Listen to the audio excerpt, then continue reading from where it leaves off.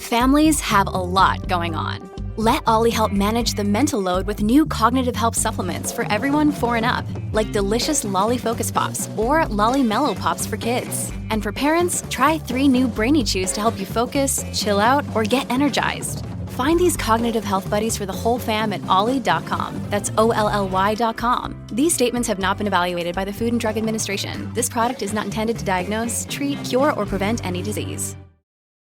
This episode is brought to you by Shopify. Whether you're selling a little or a lot, Shopify helps you do your thing, however you cha-ching. From the launch your online shop stage, all the way to the we just hit 1 million orders stage. No matter what stage you're in, Shopify's there to help you grow. Sign up for a $1 per month trial period at shopify.com/special offer, all lowercase. That's shopify.com/special offer. Hello, friends. Welcome to another episode of It's Not All Rainbows. I'm your host, Lindsay Goodman. I'm a certified trauma recovery coach, and I'm also a survivor of abuse in a queer relationship. I'm here to help you figure out what's really going on to help get you out and on the road to recovery.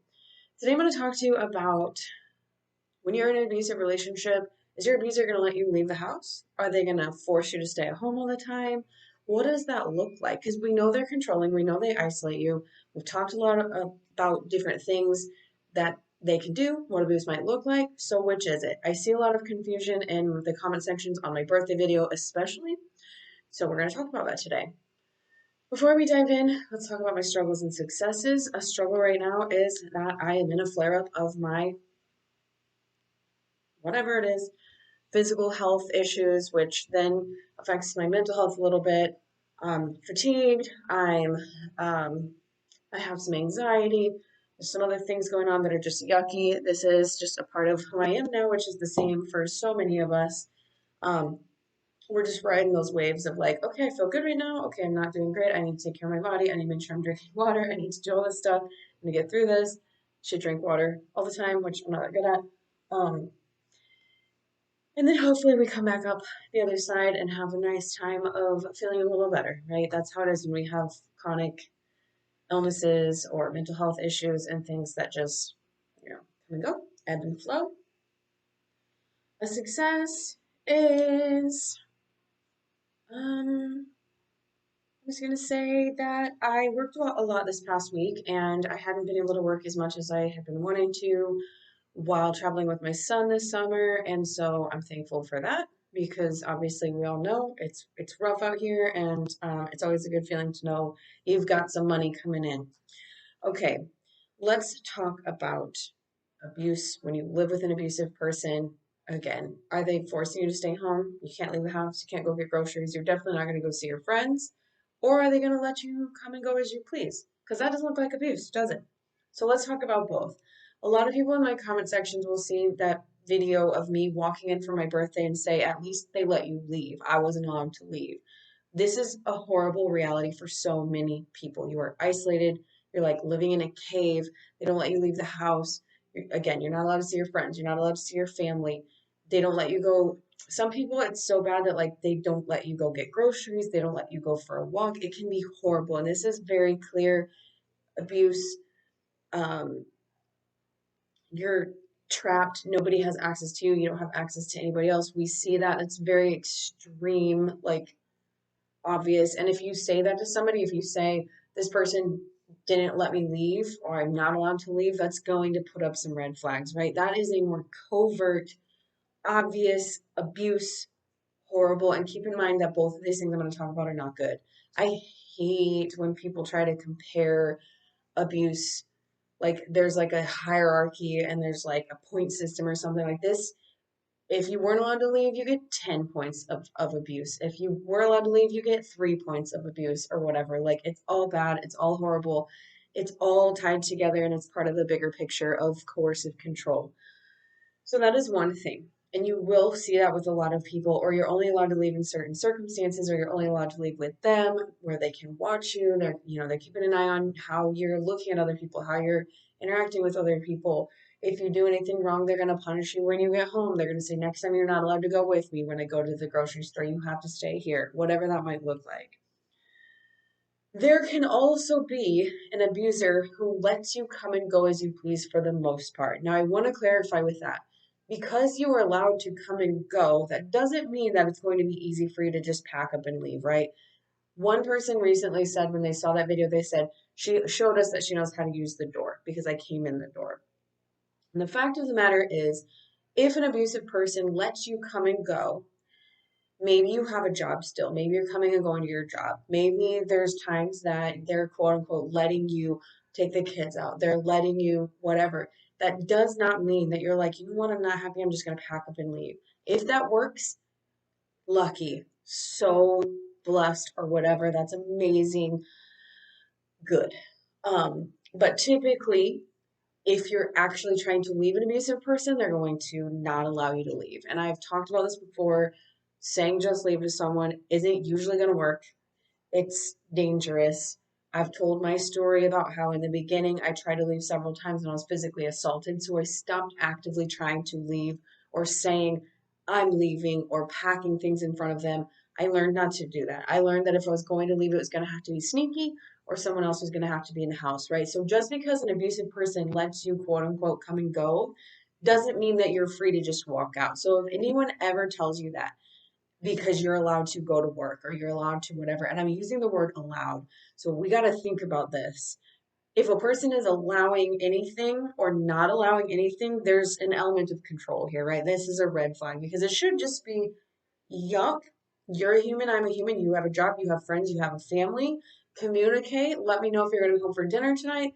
Let's talk about what the plans might be, depending on how close you are and how much you like to be able to communicate and stuff like that with your partner and plan things together, or if you're just a real, yep, no, we come and go. Yes, we like to spend time together, but we have, our own lives and hobbies and things like that. There's a spectrum here.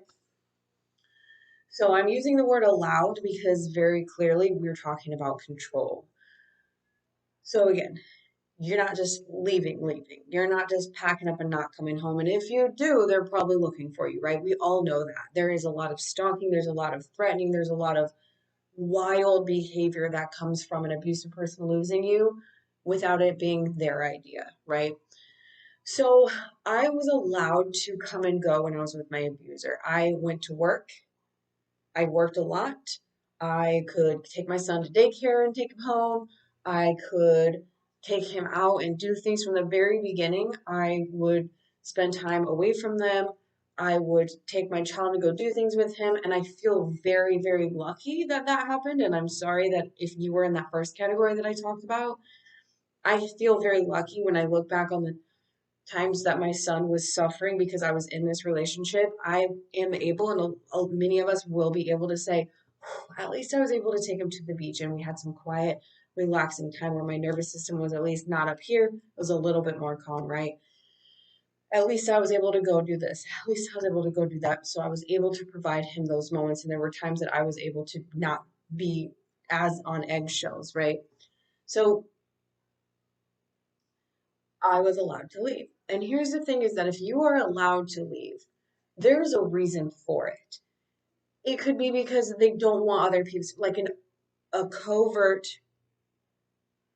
Did I say that right? Now that it's been a couple minutes, the keeping you locked in the house, not allowing you to leave, it has overt abuse. People are going to recognize that as abuse.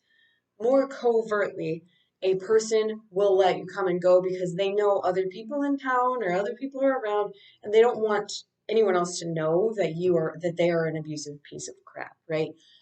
We don't want the neighbor down the street who we're also friends with to be like, how come you're coming and going, but Lindsay has to stay home all the time? Or how come people will start to notice the wife never leaves, or the husband never leaves, or that other partner never leaves the house?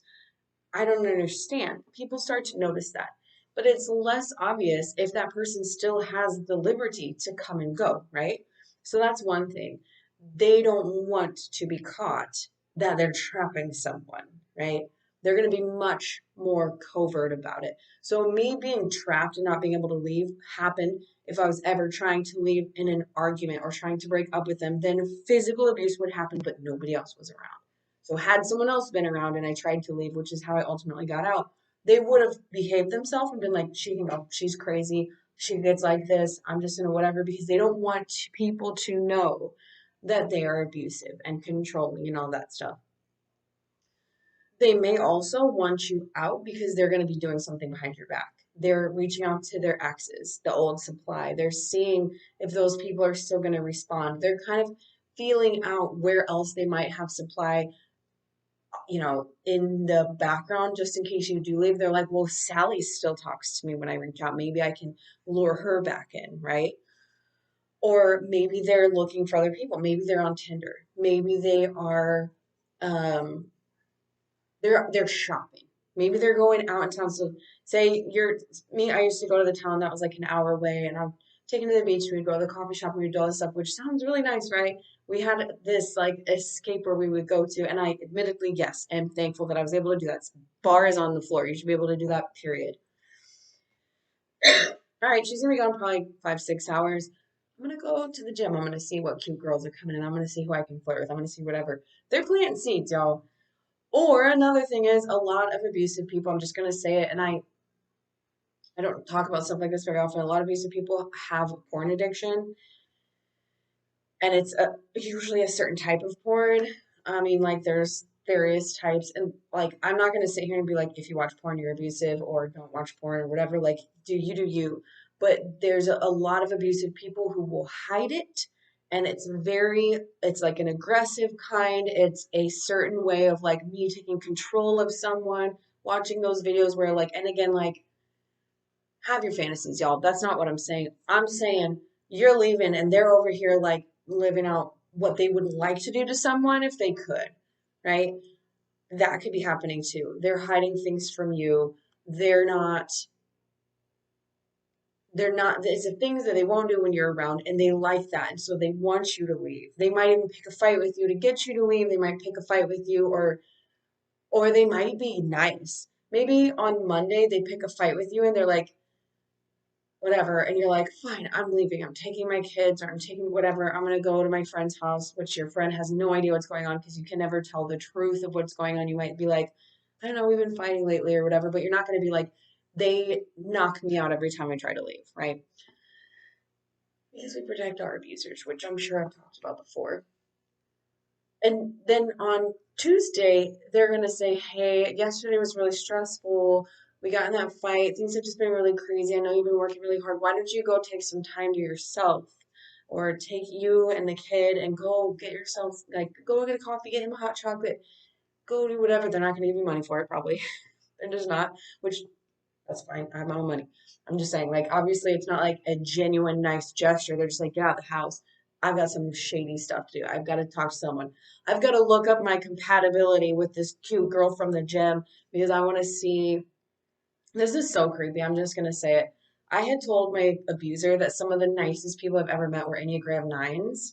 And I had also said that Enneagram 9s can sometimes be like, I got really into the Enneagram when I was with my abuser because I just was trying to understand why we were so income freaking compatible together. And I used a lot of different things to try to find answers. And ultimately, it all came back down to like me being the problem. It was like my personality type. It was like like all the stuff, right? It was me being the problem, which survivors of abuse are excellent self gaslighters because of all the gaslighting and mistreatment we've received for most of our lives. So we're never probably going to look at an Enneagram or something and be like, it could be because that Enneagram number has a hard time relating to other people or whatever. We never are. We're like, okay, so they have a hard time, like blah, blah, blah. They're kind of a closed off person, blah, blah, blah. But me, right? So anyway, I had said that, and I usually don't like talk about like such specifics with my abuser, except for like the things they did to me. Anyway, they looked up their compatibility with the girl at the gym, and this girl, sure enough, was an Enneagram 9. So they were essentially, when I was not home, they were like, how easy is this girl going to be to manipulate? She a people pleaser like Lindsay said she was, and so that's the kind of stuff that they're going to do when you're not home. So again, maybe they're pushing you out the door. Maybe they're like, go take a U day, go to the beach. I know you've been wanting to just go sit and read at the beach for a while. I'll clean the house while you're gone. Like it's all this, it's like really nice. And then again, the next day, they're like, I need some space, and I need the house because I need to work on something, quote unquote, whatever it is, right? So my whole point of all this is that some abusive people are going to quote unquote allow their victims to leave because while their victims are gone, they are doing stuff that they're not going to do when the victim's in the house, right? Again, dipping back into their exes, dipping into possible future victims if you leave because they know you're not happy. They know you're not okay. They know you might be onto something, especially if you are starting to Google stuff. You are starting to read self-help books. You're knowing this isn't normal, right? You're knowing this isn't normal. And so they're like, just in case, because I cannot be alone. I need at least someone's couch to sleep on. Who might have a couch for me to sleep on if this goes horribly south? Um, so it serves them to have someone who's not there. And again, there are two different kinds in this situation when we're talking about do they let the victim leave or not? Two different kinds of people, two different kinds of abusers. And it all depends on like what they're doing, what kind of abuse is happening. Again, all of it's bad. What they are quote unquote needing to, I know I say quote unquote a lot, but like, yeah, what they're needing to get from the people that they are abusing. What are they getting out of it? If they're keeping you home, they're getting something out of it. It's that power, it's that control, it's that I know I'm not going to lose this person because there ain't no way they're getting out of here. This one, it's that power and control, it's that kick of that high of I am still controlling her by controlling her movements more or less, except for when she goes to work. But I need her to go to work because I need her to have money. That's another thing. If you're allowed to work, it's because they want you to have money, right? If you're not allowed to work, it's because they don't want you to have money. Two different things. Both of it is still abuse in a way. And if you're listening to this and you're like, it's not abusive to go to work. If you're in an abusive relationship and they're letting you go to work, it's for a reason. It's all calculated. It's all for a reason. And so, and then also while they're doing that, they're still pulling the strings on what you're able to do and what you're not able to do. Even if, like, for example, you get to choose where you go, you're still coming home at night and you're still giving them that space to be able to get that power, hunger, kick, drive thing that they have where they're like, my ex responded. Sally's still here waiting. Sally's hoping that we still take that trip we said we were going to take before I had 14 other girlfriends that I abused. And Sally's, whoever, this girl at the gym, she's been kind of talking to me longer than she has been, so she might be available. And also, it seems like she might be good to manipulate, whatever, right? Either way, they're getting what they need out of their victims. They're getting whatever blood they can suck, either way, from their victims. I hope that makes sense. Please remember when you listen to this that abuse can look more than one way. Like I mentioned, there's overt abuse where you look at it and you're like, that is abuse. I can see this. I've seen it before. I've heard about it. This feels really blatantly disgusting to me. Ew, I don't like it. And I'm talking about when you're looking at someone else or something happened to someone else and there's things that you're going to, and this is the reason my birthday video is and has been for the last couple of years so controversial and why it has so many views is because people look at it and they're like, that's not abuse. You're allowed to leave. You're allowed to have a job. You were allowed to come and go. The door went both ways for you. Blah, blah, blah. That can also be abuse. Remember, not everything is abuse. If you feel like you might be being abused, you very well might be. If you're like, my partner lets me go to work and my partner, whatever, but I feel good and I don't feel confused about what's going on, you're good. You're good, right? You're good. So, this I hope is helpful.